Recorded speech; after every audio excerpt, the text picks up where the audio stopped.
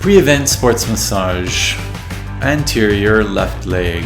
Friction with full hand on the muscle tissue. Alright, let's start by working on the legs. I think that the sports massage performed on the legs is by far the one that will be able to allow you to transform the person into a very, very slender, athletic person. It's fatiguing, but the results are very significant. I've worked on many football players, I've worked for a football team, and I really noticed significant improvements also on the field. The athlete I'm working on now is a cyclist, and so this will be effective in his physical performance, regardless of the sport that the person is practicing. So it could be a 100-meter sprinter or a cyclist or whatever. So now, first we have to rub the muscle tissue.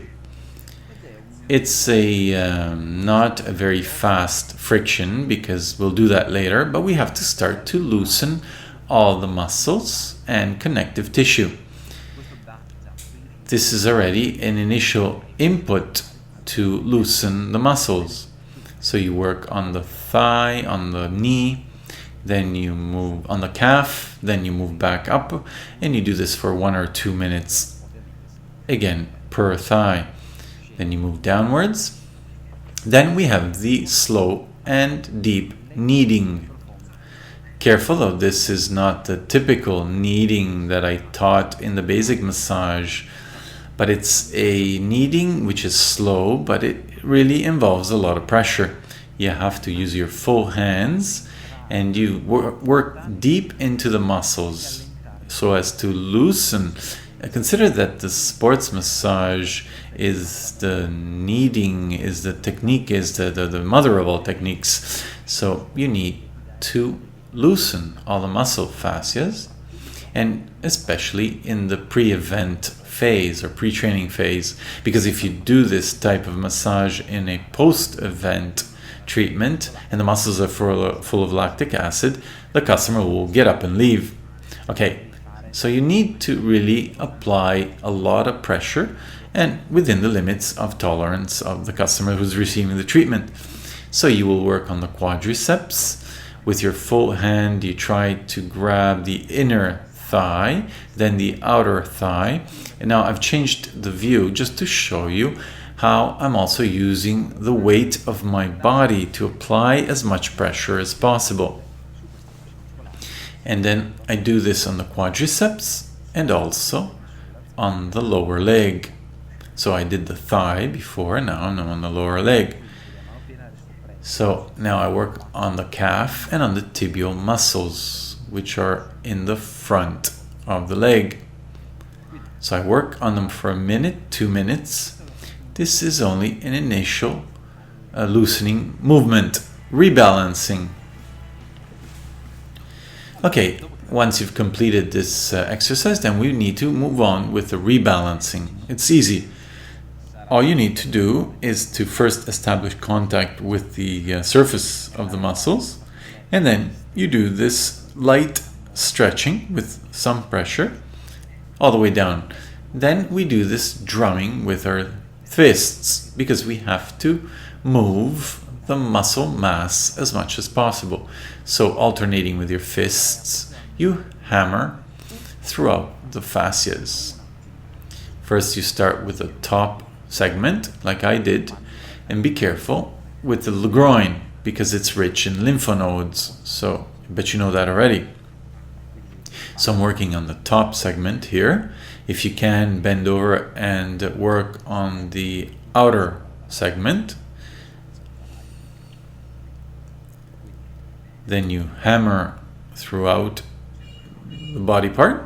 Now you'll notice that I've made a mistake. Now here I'm just showing you that you don't have to hammer on the joint, and you continue to hammer on the calf. Again, I was saying I left my notes on the customer's belly just so as to follow the right sequence, and I was sure that it wouldn't show in the video, but in fact I just noticed that it's there. But again, I don't think that'll be a problem. In fact, that's what you'll need to do to remember all the various steps. Now let's move on to the cross bracket movements. So place one hand in the inner segment and one on the outer thigh in this case, and then you cross. Okay, so you push upwards some centimeters, then you move upwards, you cross your hands, you stretch the muscles again, and then downwards. You see, my two hands work like brackets, and that's why I called it cross bracket movement, because it's effective. Now, this is really effective in stretching all the cross muscles that we have in the quadriceps. Here it is. I'll show it to you again. So place one hand on the inside and one on the outside. Then I push with my fingers, cross my hands, always applying pressure, and then move downwards. Never let the pressure go. So do this 3-4 times per quadricep. This is done strictly on the quadriceps because you need a lot of muscle mass to be able to do this crossing movement. If you work on the calf, well, it probably wouldn't work. But anyway, there are many other techniques to work on the calf, so we don't need to do this. So you see, I'm working on the entire quadriceps all the way to where it inserts on the top part. Then we have the stipulation of the quadriceps using our forearm.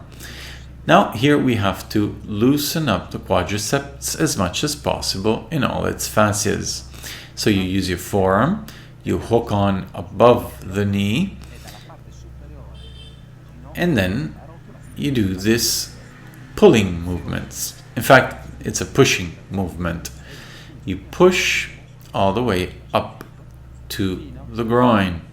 Obviously, be careful. Do not apply too much pressure on the lymph nodes. This also improves elasticity. It's quite heavy and it's painful. Ask the customer to be patient, but you need to transform the muscles of this athlete into elastic bands, and the more elastic they'll be, the more powerful, elastic, and resistance these people will have, because this muscle will be able to contract and decontract much easier. Now we have the movements with thumbs and fingers. You see, this is what you need to do. I'm just showing how to do it, and then I will explain it to you when I show it to you in slow motion. You see, now you need to do this very fast. So how do we do this?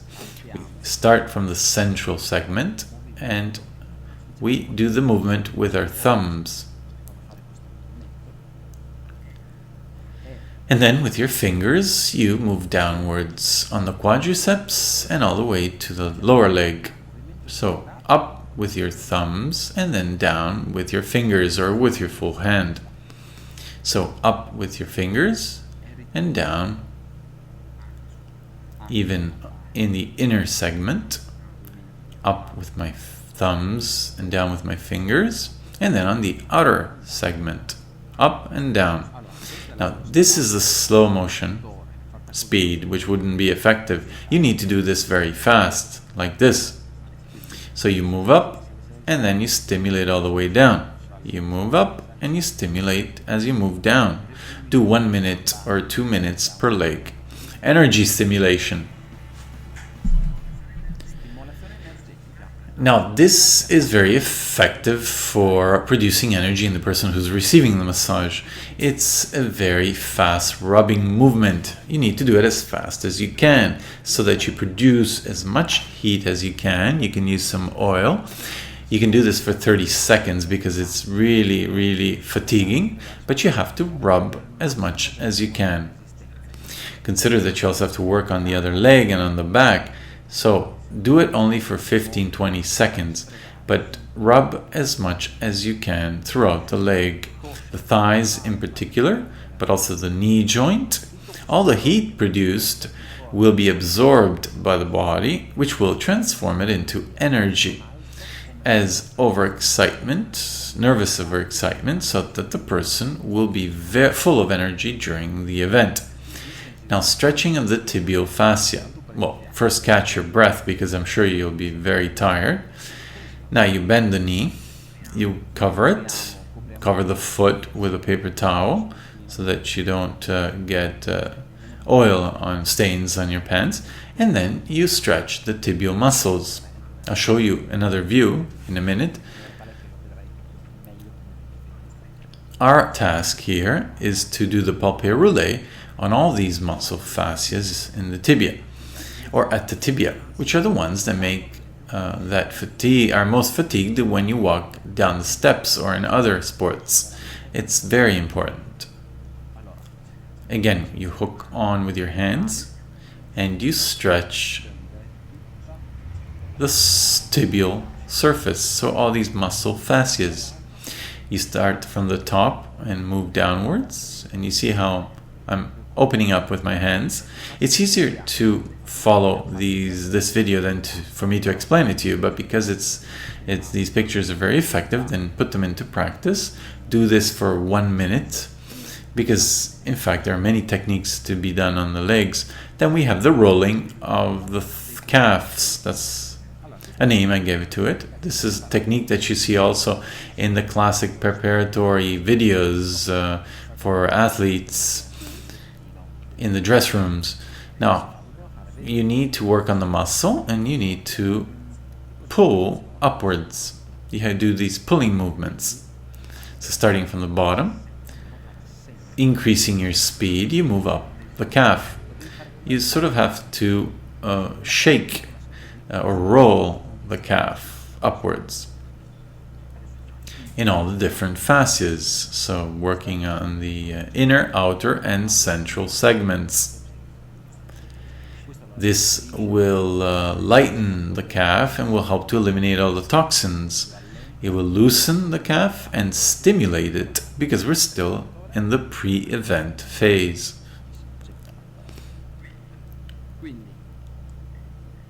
So you see, I'm applying pressure here, and then I stretch. This is another view which shows again my notes. Now focus on what I'm going to show you next. You see I'm rolling the calf here. So you start from the bottom and you move upwards as much as you can, and you divide the calf into 3 segments. I'm repeating myself, so don't mind, but use your discretion here, depending on the person who's receiving the treatment, to decide the number of times or the time to dedicate to that body part. Opening of the muscle fascias on the calf. You see I'm going quite rapidly, but if you have any problems, just rewind the video and watch it again. So start from the Achilles tendon and working with the tips of your fingers, dig into the flesh of the thigh and open up the muscle fascias. Note that when I'm working on the outer segment, at this spot specifically, it really hurts. It's something that hurts everyone. So when you reach that spot, try to alleviate the pressure. So here, this is the central segment, and you need to really dig in. Very well. You see? And then you do an aperture. Now I'm working on the inner segment, and I move upwards. And this is the outer segment, which is the most painful one for both calves. Okay? If you want, pause the video, because now we're going to move on to the stretching of the adductor muscles. Now, bend the knee first, as I did here, and loosen the muscles, the inner muscles. So use some cream or oil, and starting from the knee, you move downwards to the groin, where you will have to alleviate the pressure for the reasons that I stated before.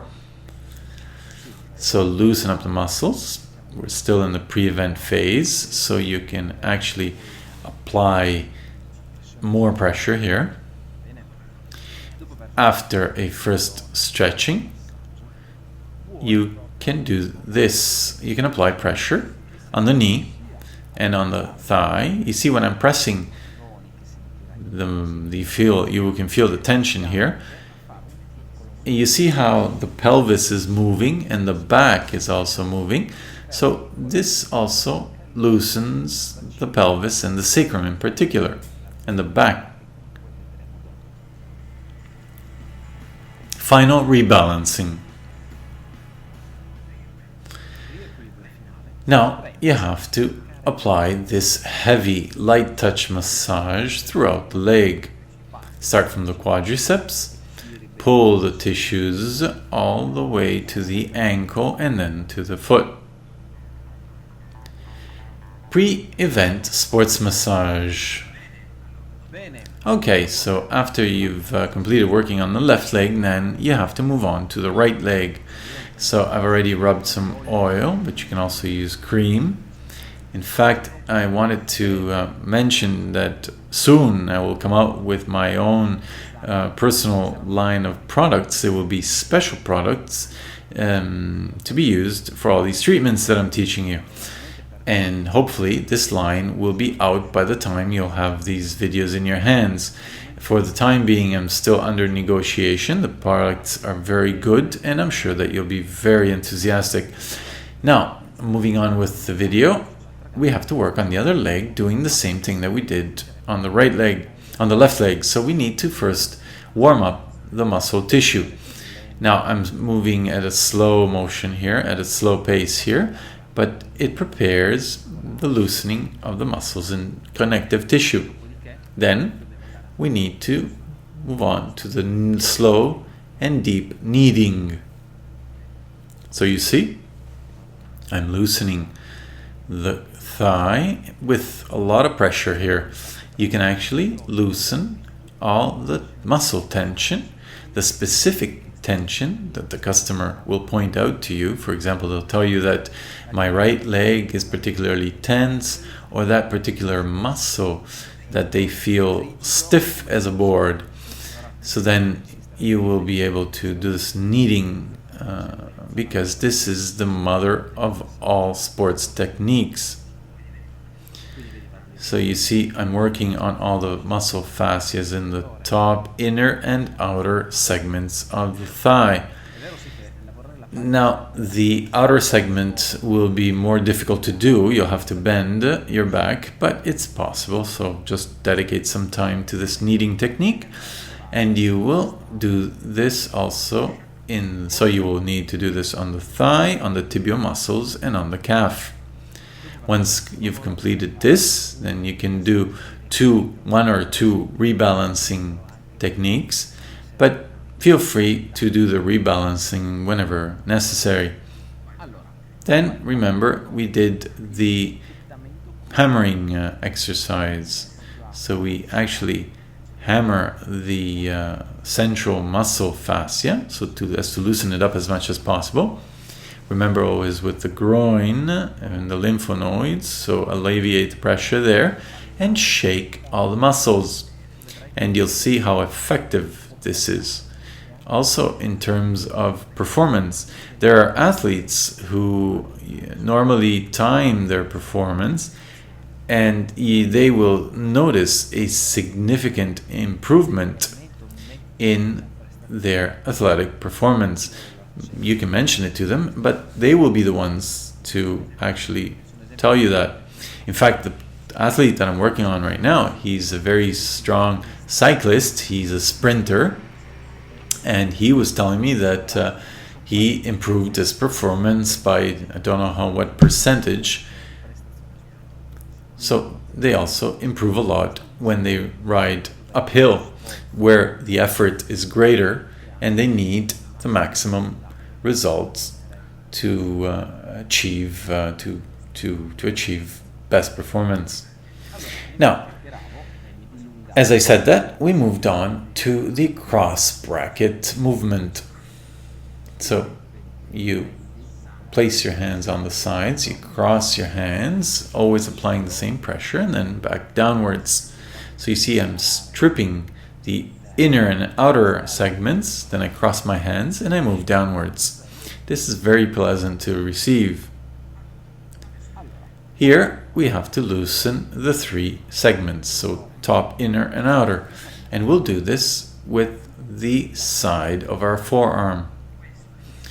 This is not so pleasant, but then again, when I say that, in fact, it doesn't really make a difference because we shouldn't be worried about that. What we need to make sure is that the technique is effective. So both are very effective, and this can help to alleviate the muscles deep down and almost stretches them and makes them more elastic. And obviously, the athletic performance improves as a result. So you alleviate the muscles and you loosen the muscles as much as you can. It can be painful. Do this 5-10 times and feel free to tailor also this type of treatment. Then we have the thumb and finger exercise all the way to the foot. So this has to be done very rapidly so as to overexcite the nervous part. It's very important, and remember that throughout the pre-event treatment, you need to talk with a resolute tone of voice because the patient should not be relaxing. Now, this is the rubbing for energy stimulation to provide energy. See how quickly I'm doing this.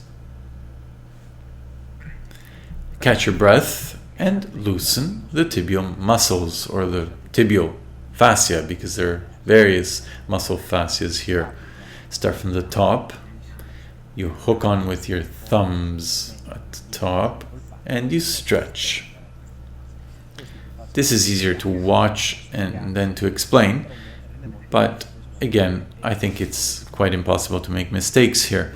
This is also very pleasant to receive, and it is very effective in loosening the muscles, and for all sports where the legs are used most.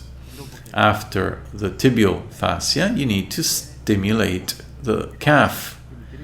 So remember that the outer segment is always the most painful one. So work on it anyway, but maybe alleviate the pressure. And try not to hurt the client. Here, this is the spot that I was telling you about. You'll see that many people will actually feel pain in that spot, so ask them to be patient. Now, we'll move on to the stimulation of the adductors. Actually, it's in a loosening of the adductors because these muscles tend to tense up a lot. So start slowly because they're tense, you might hurt the client, and then you loosen them. So you start with these stretching movement in the inner segment, and then you can start to apply some deep pressure so that these muscles are loosened as much as possible. In the meanwhile, you see how the pelvis is moving and the rest of the body as well. And then you continue. So let's look at some technical details. All the work that you'll be doing on the legs can be done in 20 minutes or 1 hour, depending on how much time you want to dedicate on that athlete. It also depends on how much that athlete uses his or her legs. Because if it's a swimmer, for example, then you'll have to focus a lot more on the shoulders or the arms. So it's really up to you to tailor each exercise. Usually when I've done this for half an hour on the legs, then I know that I've already worked enough. Benvenuto.